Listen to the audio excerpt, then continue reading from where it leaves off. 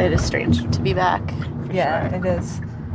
So far it looks The same. just the same. Yeah. A few months ago, I drove with our producer, Samara Freemark, to a familiar town.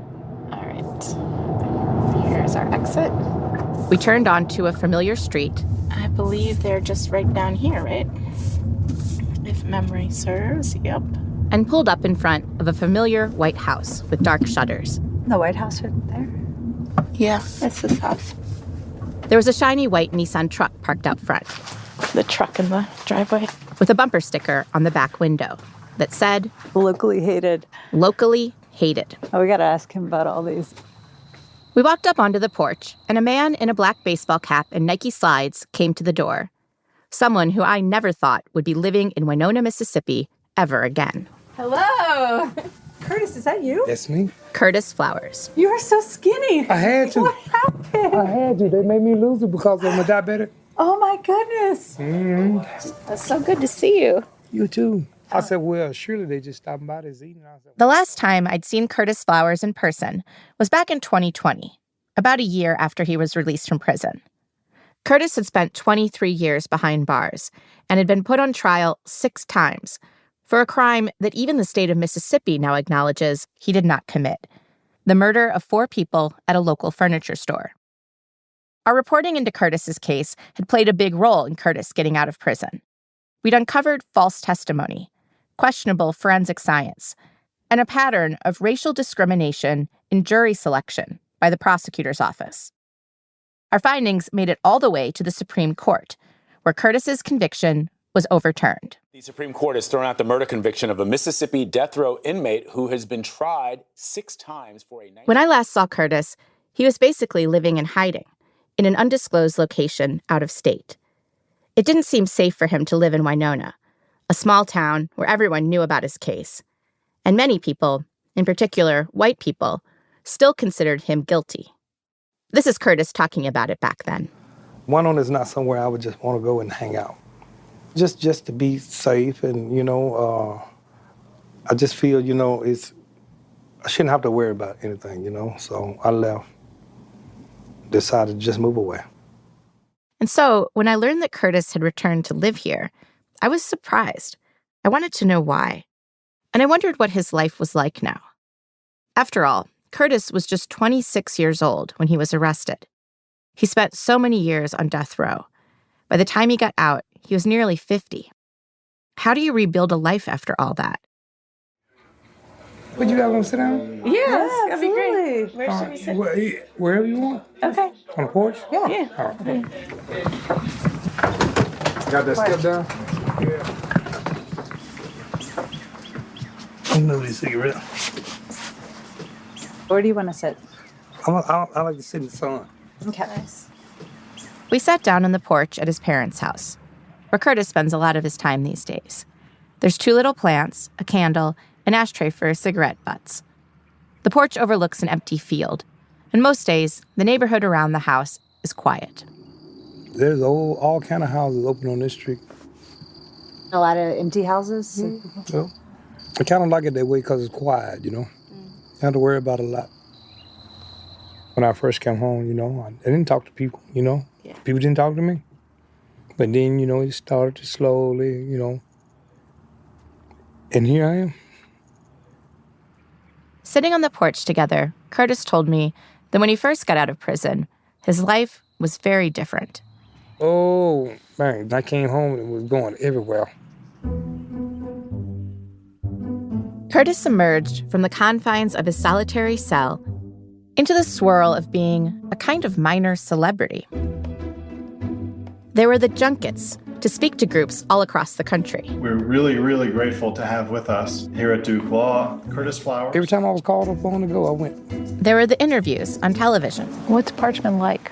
The worstest thing you ever dreamed about, like a nightmare. The invitations to participate in mock trials at the law school up at Ole Miss. So you have to go back to trial again. Curtis, you've been to trial 6 times. 6 times. Can't they tell you, you get a break? I think it's kind of fun when you're not being railroaded. Trial's nice when you're not the one on trial. Mm-hmm. There were the trips to places like New York City. We had a good time. We walked Times Square. We tried everything. There was the dinner at a swanky Italian restaurant where the owner of the place recognized Curtis She bagged up and looked at me, Curtis motherfucking Flower. and picked up the entire bill. She said, I followed your case the whole way.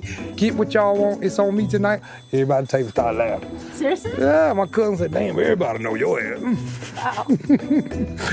There was Jay-Z's Rock Nation, which worked with the NFL to put Curtis's name on a helmet. There was the millionaire who offered Curtis use of his beachfront house in the Hamptons, where Curtis sat sunning himself on the back deck, as someone who looked suspiciously like Matthew McConaughey floated by on an inner tube. Because of the hair, to hang down their back. I said, he look like Matthew McConaughey. I watched A Time to Kill. The star of A Time to Kill, or someone who looked like him, called out to Curtis. Yeah, hey, how you doing? I said, I'm doing all right. How are you doing, sir? I'm doing on fine.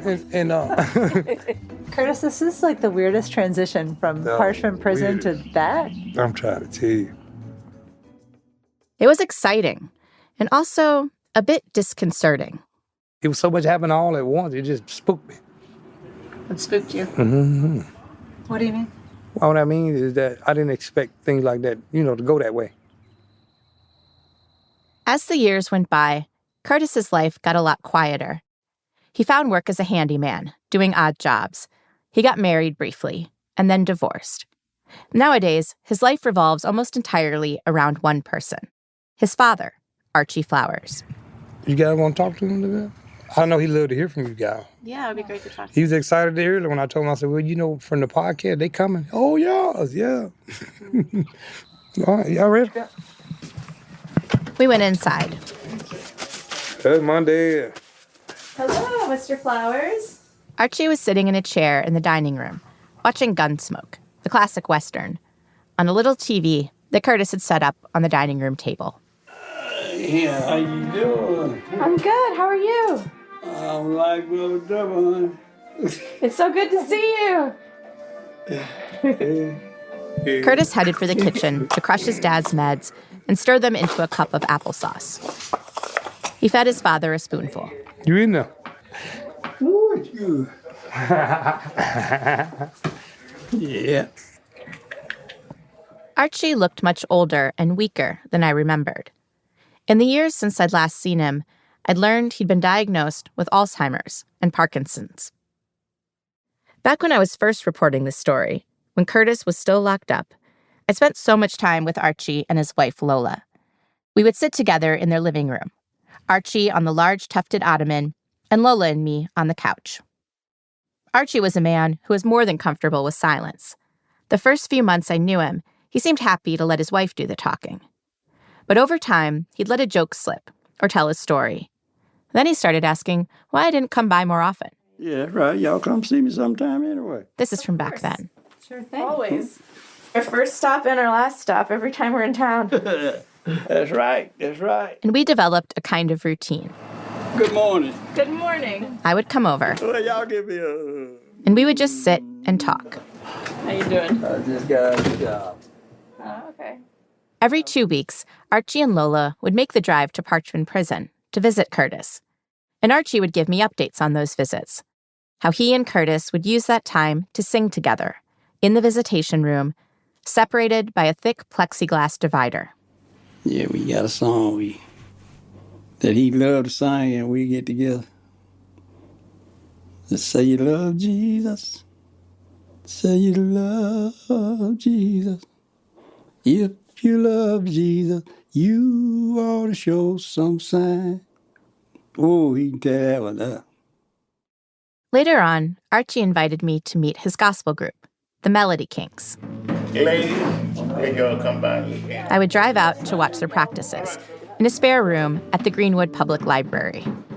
I actually got to see Archie perform a few times.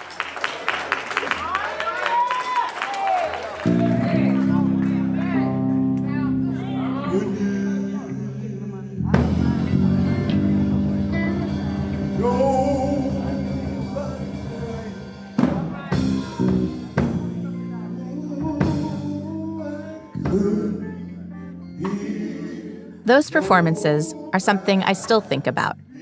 the intensity of them, how he seemed to completely lose himself in the moment.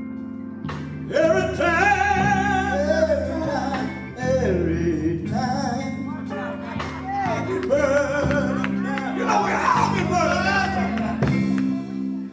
Archie told me that when he was performing, he imagined Curtis singing right next to him. Free. This is what you got to do. You got to pray.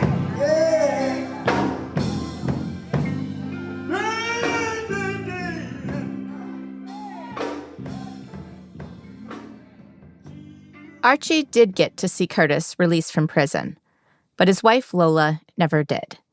She died in July of 2018, just a year and a half before Curtis got out. After Lola died, Archie kept living in the family home on his own. But then he started having problems with his memory, and those problems got worse. One time, nearly 4 years ago, he even went missing. Authorities put out a silver alert, and he was found the next day by the sheriff's department, drinking coffee at a deli 80 miles from Winona. After that, Archie gave up driving. At a certain point, it became clear to Curtis and his 5 siblings that someone needed to stay with their father to take care of him. Curtis volunteered, though he said his dad tried to talk him out of it. He said, man, you don't have to hang around here looking after me. You don't have to hang around here looking after me. I said, look, if you can take care of me, I can't take care of you for a little while. Archie smiled and said to Curtis, I'm going to tell Jesus about you. I said, well, I like to think he see it already. He said, well, I'm going to tell him anyway. But that's my dad. And so this is why Curtis returned to Winona. He moved back into the family home to live with his dad and take care of him. Curtis was trying to hire a caregiver for his father, but a lot of the time, the people he found fell through or wouldn't show up. Curtis's siblings help out, but most days, Curtis is with his father all day and all night. Bathe him, I feed him. It's a lot. Mm-hmm. He goes through a lot. And you just hate to see him go through it because my dad has always been this type of guy who's so independent. Right. I don't like to rely on nobody to do nothing for him. And I hate to see him like that, but that's why I volunteered to stay with him. It's a lot of responsibility, though. Yes, it is. Ooh, it'll stress you out. Yeah. You know? But he's a good dude. He really is. You ready? Oh, you ready? It was time for Curtis to help his father get ready for bed. Oh, boy. Yeah. He never picked me up. Now you gonna pick you up right now? Why? You too heavy. Tua? I'm guiding you. Here you go to her. Curtis reached out his hands for his Are father you ready? and held on to him as they walked slowly together. Come around anyway. Curtis walking backwards, his father walking forwards, as they made their way into the bedroom. Come on, follow me. Oh, good. I got Jesus, and that's enough. That's enough. That's enough. I want to. That's all you need. All right. You jump about me, I want to kick you. You ready? All right, you Right behind me. Curtis and his father share a bedroom.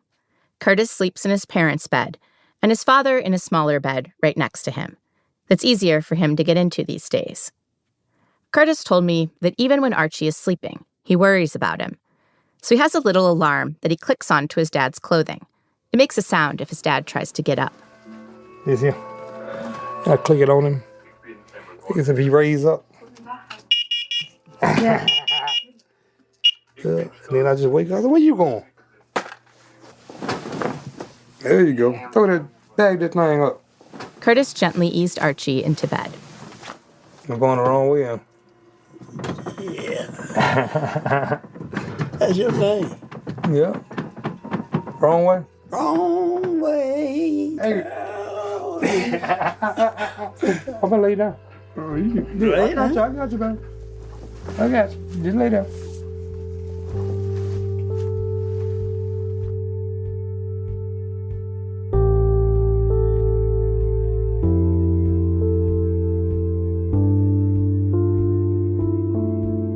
Being there with Archie and Curtis, I was struck, not for the first time, by the unfairness of it all.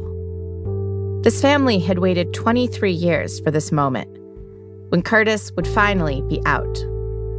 But now that moment was here, and Curtis's mother was dead, and his father was struggling with dementia.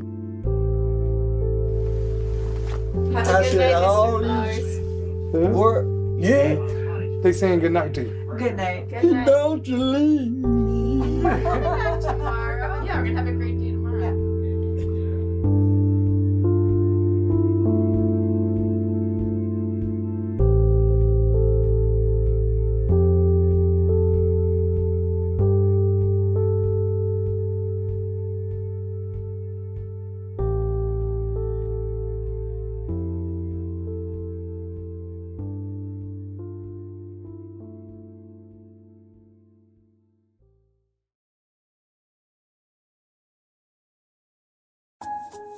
Comprehensive, Witty, speculative, critical, insightful, profound. wide-ranging. Hopefully doesn't take itself too seriously. I'm David Remnick, and each week on the New Yorker Radio Hour, my colleagues and I try to make sense of what's happening in this chaotic world. I hope you'll join us for the New Yorker Radio Hour, wherever you listen to podcasts. Thoughtful. Exquisite. Just, real.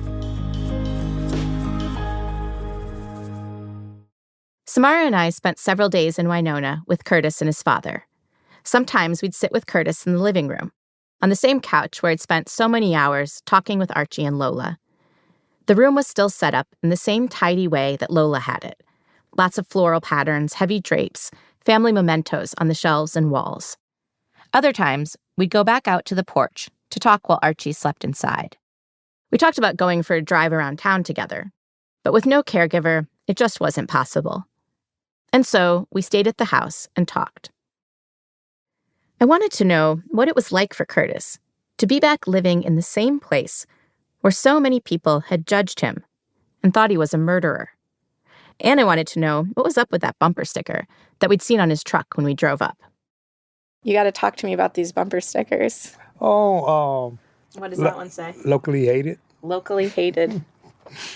At the time Curtis bought the sticker, he just moved back to Mississippi after having lived out of state for a while. And the sticker seemed like a way of bracing himself for the reactions he expected to get. I just felt like that at the time. I just came home. I said, well, they hate me anyway. Let me get that one. And I put it right in the center. I told Curtis that seemed like a bold move, driving around Winona, Mississippi with a bumper sticker like this, in a town where opinions about his case were divided sharply along racial lines. In my own reporting, before Curtis's conviction had been overturned, Black people I talked to in town nearly all believed that something was seriously wrong with Curtis's conviction. Most believed he was innocent. White people held a different view. Nearly every white person in town I talked to was convinced that Curtis was guilty. Curtis told me that the first person to comment on his bumper sticker was a white lady. I was at the red light. Seen a car pull up behind me, blow the horn. I said, that was a white person. So I pulled over, and she pulled over too. She said, oh, I love that sign in your back glass. She said, anyone gave you hell about it? I said, no, they haven't. I said, you the first one that stopped me and spoke on it, and you laughed about it. She said, I think it's just so unique after all you've been through. But then, the more I kept it, more people compliment on it, they laugh at it. So you have a bumper sticker that says locally hated, and the only response you've gotten to it is from locals saying that they love it. They love it. Yeah, and Checking. they find it funny. So now, do you feel, is the bumper sticker true? Do you feel locally hated? No. I don't. That's why I thought about taking it down. But then, I said, well, all I've ever gotten was positive feedback about it. So why not just leave it in there?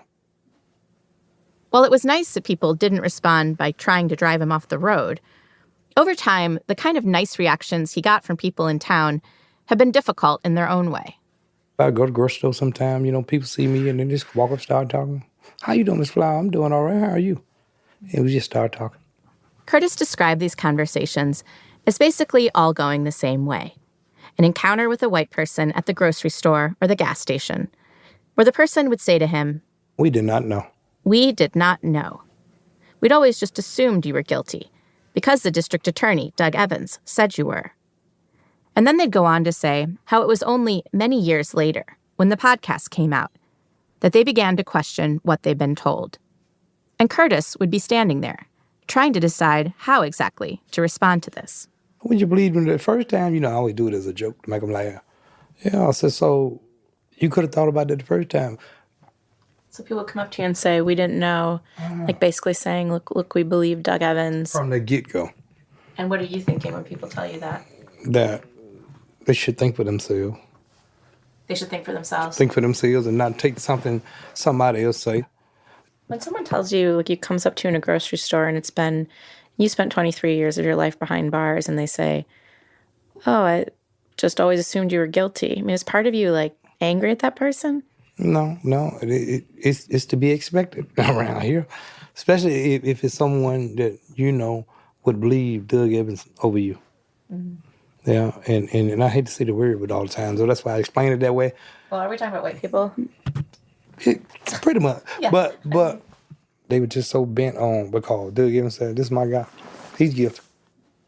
The district attorney, Doug Evans, the man who prosecuted Curtis over 6 trials, retired in 2023. Doug Evans is still licensed to practice law in Mississippi, according to a website associated with the Mississippi Bar Association. Since our reporting came out, there have been at least 3 complaints filed against Evans at the Mississippi Bar. One has gone 7 years with no known decision. Another has languished for so long that the lawyer who filed it has since written a letter of complaint to the Mississippi Supreme Court. We asked the Bar Association to explain the apparent delays, but they refused, saying that they would not even confirm the existence of the complaints, let alone comment on them. In 2021, Curtis filed a lawsuit against Doug Evans and 3 former law enforcement officials, accusing them of pressuring witnesses, failing to meaningfully investigate alternate suspects, and preventing Black people from serving on the juries. The lawsuit was settled out of court for an undisclosed amount. We reached out to Doug Evans, and through a lawyer, he declined to comment. Curtis also receives $50,000 a year from the state of Mississippi. A judge ordered the state to pay Curtis this amount every year for 10 years. The total, $500,000, is the most the state allows for a wrongful conviction. Better late than never, but 23 years of your life gone, you can't even get it back. And they think a few dollars is always the answer. Yeah, but you have to really think about it, Those are years you can't get back. Mm. You just pick up and move on. Curtis told me he doesn't spend much time thinking about Doug Evans these days, but he does still think a lot about fairness. Curtis was the victim of a very big injustice, so big it was in the national, even international news. But these days, the injustices he notices are smaller, more day-to-day. The kinds of things he sees when he's sitting outside on the porch, like the police pulling over Black people who don't appear to be doing anything wrong. You come across over here, and they everywhere. In that parking lot right there, on that street before you get to that gym down there, lit up all day long. Just stopping somebody. They got nothing better to do. The family's porch overlooks an empty field, where a public school once stood, before it was integrated by court order in 1970, and then mysteriously burned to the ground. Since I'd last been in town, a tall metal fence had gone up around the field, cutting off what had once been a popular shortcut through the neighborhood. Curtis said the cops had taken to trying to arrest people who jumped the fence to use the shortcut. I seen a guy little young cat, come through here one Saturday morning. He jumped the fence right over there. He just walking down through there. He got his Walkman on, looking down, bobbing his head. He don't even see the police pull right down there and got out of his truck and just came around, leaned against the hood and waited on him. I was doing it right here. You tried to wave him off? I tried to let him know. He just never even paid me no attention. He just walked. He get right out on that platform and see him. He just froze in his track. He looked this way. He looked that way. I said, he thinking about running now. He said, come on now, don't run. He walked on down. He put him right in the truck and pulled off with him. They took the kid away for walking across this field? For trespassing or something? They said no trespassing. They mean it.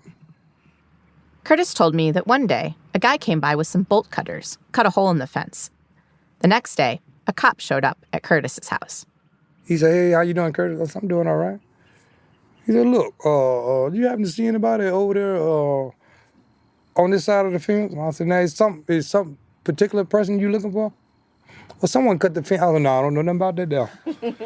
Curtis said the cop even asked him about his security camera. But he said, I can't help but notice y'all have a security camera. I said, now, ain't no law. I'm not a convenience store. I don't give you no footage. The black guy to get your camera. Yeah, the black guy behind him started laughing. And I said, yeah, I don't have to give you no footage. I said, I did 23 years. I did 23 wrongful years. I said, now I'm supposed to just turn some footage over and help them guys. I said, I don't rap people out like that. But You said that to the cops? he What said, did cops say? oh, have a nice day, Curtis. I said, you too.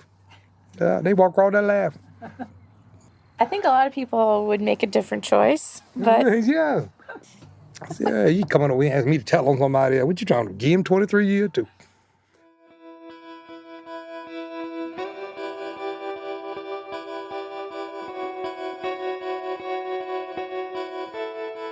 do you think there's a way in which you being so known for everything that happened with you protects you in a way from being treated even worse by the local police? Or do you think it's the opposite? Or I think it helps. yeah. Because, so many people know of me and know me that, I feel they have to watch how they approach.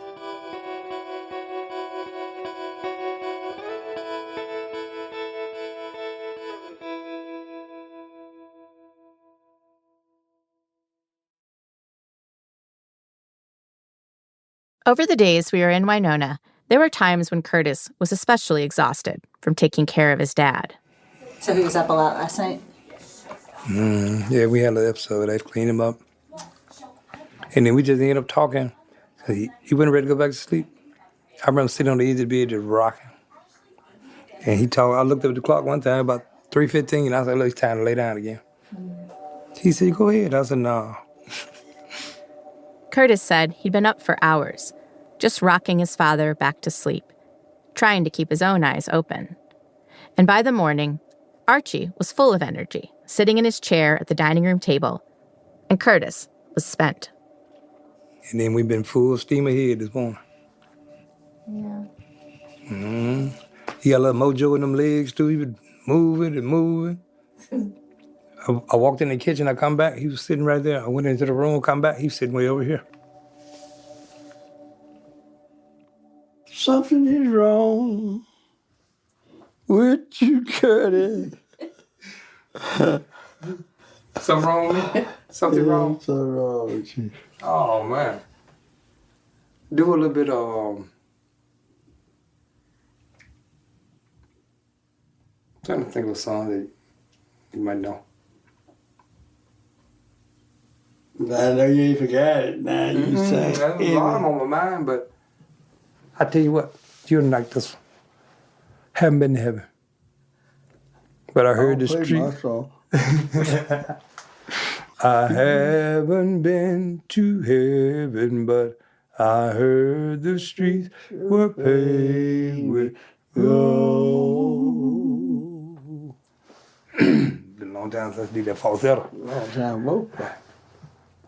I haven't been to heaven, but I heard the streets were paved with gold. It's a place to rest and a pool to bathe your weary soul.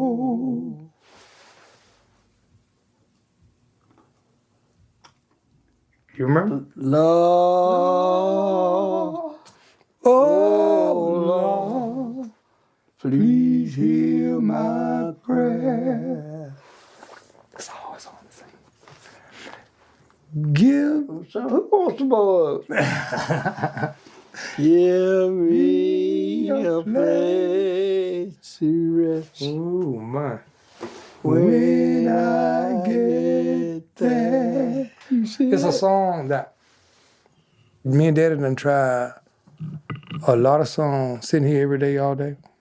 Sure. I come through the door humming like, He said, what you humming, boy? That's a good song, man. And we go from there. You gonna sing it anyway. We go from there. Yes, Lord. On our last morning in town, when we pulled up, I was surprised to see Curtis outside in the driveway by himself. Oh, Curtis. He's throwing out the trash. It was literally the farthest I'd seen Curtis get from his father the whole time we'd been in town. Good morning.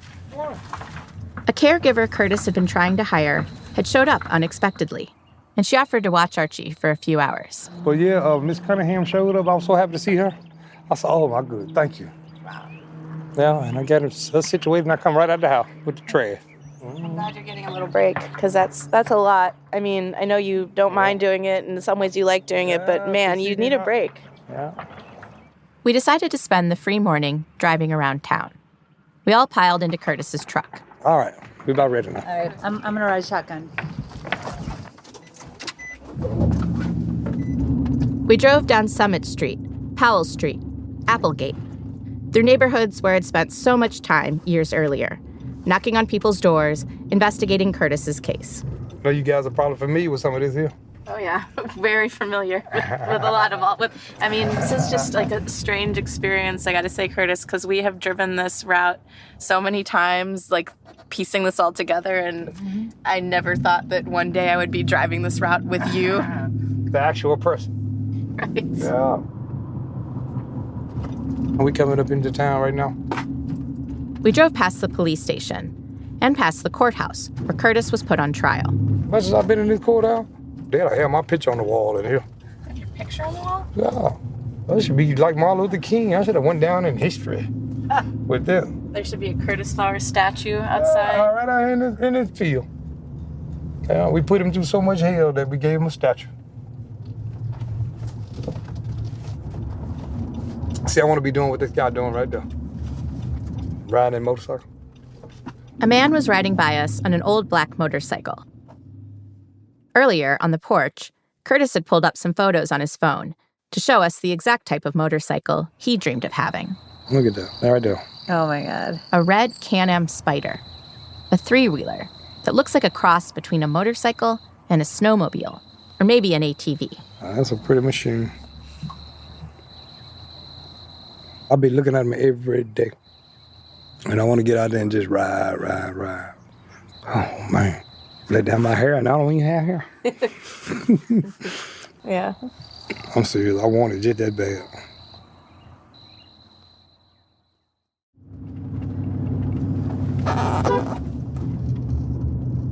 So do you think that eventually you'll leave Winona? Yeah. I tell my sisters and my brother, Daddy, the only reason I'm still here right now. I said, Lord knows, something would have happened to him today, and I would be out of here before the weekend. Really? Yeah. We're probably back in Texas somewhere, Alabama. Either one better than here. Do you think you'd like to live in a place where not everybody knows you? I prefer it that way, Mal.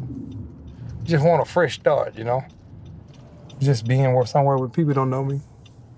Just starting a new life, It's just a lot easier to forget the past and move on. Like around here, if I stop somewhere, people want to talk. Curtis? Are you Curtis? Every time you see someone, they bring up what I went through. So you feel like every day it's like you're reminded of what I've been through. When I'm out in public. Someone says, hey, Curtis, that was so wrong, or hey, Curtis, I've changed my mind. And okay. They think they're being nice, but they're just reminding you. Exactly. Always bringing it up. And they just walk up and start talking. Hello, excuse me, my name is so-and-so, so-and-so, and I just saw you, and I just wanted to speak and say it's just a shame what you had to go through. I said, yes, it is, but they'll just keep talking. They'll follow you through the store. And I'll be trying to find the milk and the butter so I can hear them get out of here. So sometimes I pull out my phone, excuse me, hello? Yeah, hey, I'm headed out now, something like that. Yeah, and like pretending to be, you're like, I have to go now. Mm-hmm. And just get away from them. Because now I walk out the store, now I'm thinking about it now. But they were going good, and somebody brought that up. We kept driving. Curtis turned on to a gravel road. That's the cemetery right up here. I guess there's a time I had to ride through here now at the time. Because it's going to be raining a little bit. See the sky. The cemetery sits on a small sloping field, surrounded by trees, just around the block from Curtis's house. We pulled over to the side of the gravel road and got out. All these right here, family. We deep over here. We walked with Curtis through the cemetery. Amy Seal, that's kinfolk. My mom's sister's son, that's him, Coil, Rufus John. All these Seals and Sanders, Flowers, Campbell, Woods, they all family. This whole little hill here, nothing but family. As you can see, we got Mama right over here. Lola Flowers' grave was marked with a granite stone, with the word Mother etched in front. Next to it was another gravestone, marked Father. It was for Archie. The guy who owned the tombstone place, he said, I've known your mom for years, and I'm not going to even let you guys buy a tombstone. I'm going to do it myself. And he just went on and added daddy to it. Curtis's mom had always believed that Curtis would get out one day. She was so convinced of it that she even saved up money and bought him a small house, right across the street from the family home. Though she later had to sell Curtis's house to pay for her dialysis treatments. And see, I come up here and I clean the grave off and try to get it looking neat, especially during, Easter and stuff like that. Yeah. Curtis comes here whenever he can find someone to watch his father. I got a lot on my mind, and I come up here and just sit sometime. And I just get out, I come over here and, sit on the tailgate of my truck and just be talking.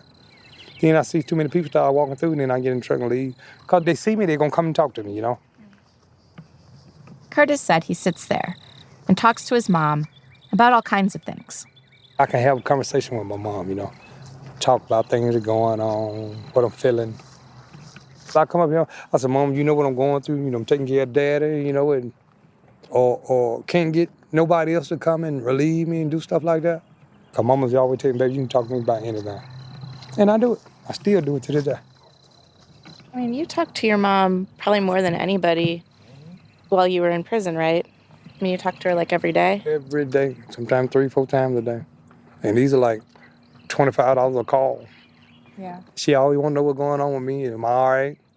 Yeah. But my mom, she was always like that. Do you feel like she's with you when you're sitting there? And every time I leave, I got this sense of calm over me,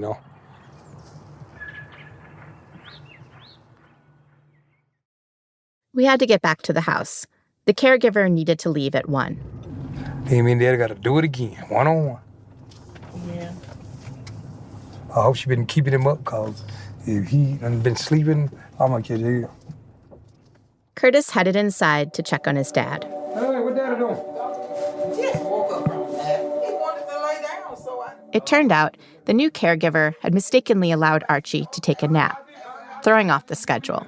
Okay, but I normally try to keep let him him sit up. Okay. Okay, but he said, I want to go lay down. So now Curtis was guessing he'd be up late, trying to get his dad to go to sleep. He just trying to cheat on me. Oh, he trying to, well, he got you. So he keep me up all night? So he got you today, then. I asked him, was he ready to get up? Because he just woke up. That way you can see everybody. Oh, see you. I know you don't want to see me. You see me every day, every night. I'm talking all these beautiful faces.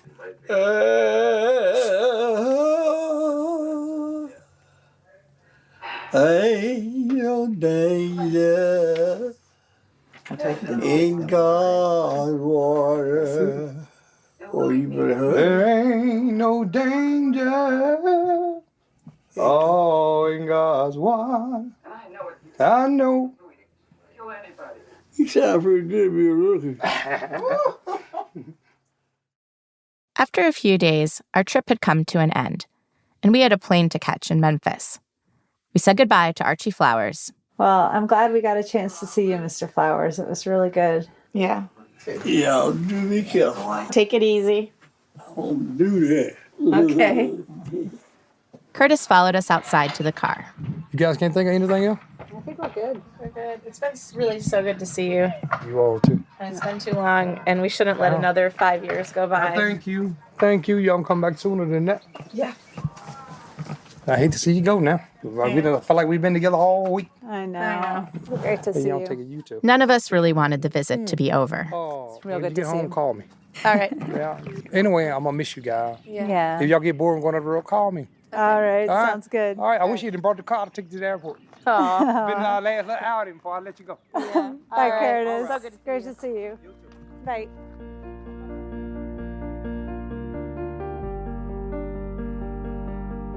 Curtis walked back inside. There were dishes to wash, pills to crush, meals to prepare, songs to sing. His father was waiting for him.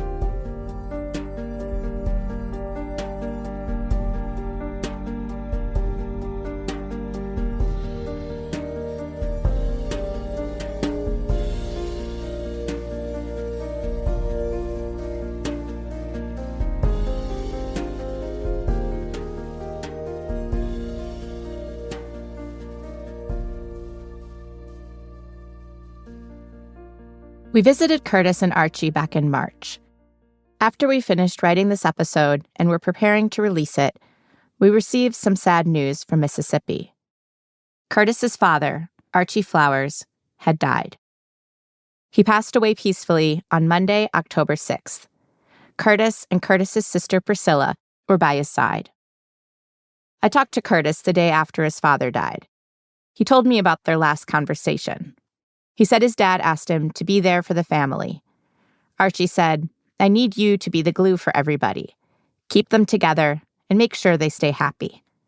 Because Daddy's tired, and I'm ready." Archie Flowers was 83 years old.